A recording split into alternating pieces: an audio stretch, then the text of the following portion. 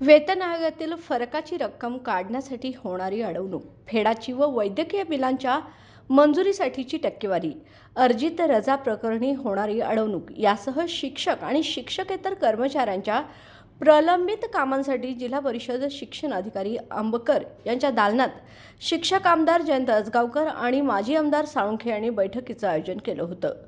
नेहमीच लाचखोरी आणि वारंवार त्रुटी काढून वादग्रस्त ठरलेल्या कोल्हापूर जिल्हा परिषदेच्या माध्यमिक शिक्षण विभागाला शिक्षक आमदार जयंत असगावकर यांनी चांगला समाचार घेतल्याचं पाहायला मिळालं। यावेळी जवळपास 1 तासाहून अधिक चाललेल्या या बैठकीत आणि शिक्षक आमदार जयंत असगावकर, माजी आमदार साळुंखे आणि शिक्षक संघटनेच्या पदाधिकाऱ्यांनी विचारलेल्या प्रश्नांच्या भडीमारामुळे शिक्षण विभागाच्या अधिकाऱ्यांना उत्तरे देताना भंबेरी उडाली।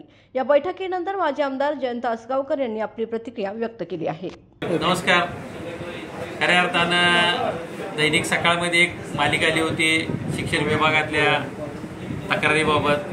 त्याचबरोबर जिल्ह्यातून बऱ्याच कर्मचाऱ्यांचे आपल्याला वारंवार फोन आले की कामं आमची प्रलंबित आहेत आणि त्यातल्या त्यात बिलं बरीच जणांची थकीत राहिलेली आहेत। खऱ्या अर्थानं 31 मार्च जवळ आलेला आहे आणि त्याच्या अगोदर बिल होणं गरजेचं आहे, कारण आता जर बिल नाही झालं तर ते भविष्यामध्ये पुढच्या 31 मार्चच्या पर्यंत जातं, फेब्रुवारीमध्ये।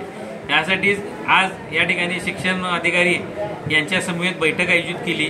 त्याच्यामध्ये लेखाधिकारी असतील, वेतन अधीक्षक असेल, या सगळ्यांना त्या ठिकाणी आपण बोलवून त्या समोर त्या ठिकाणी या सगळ्या प्रश्नांचा उहापोह केला आणि बऱ्याचशा ज्या त्रुटी आहेत म्हणजे त्यांना सक्त आपण सूचना दिलेल्या शिक्षण अधिकाऱ्यांना की एकदा प्रस्ताव आपल्याकडे जमा झाल्यानंतर तो चेकलिस्ट प्रमाणात असतो।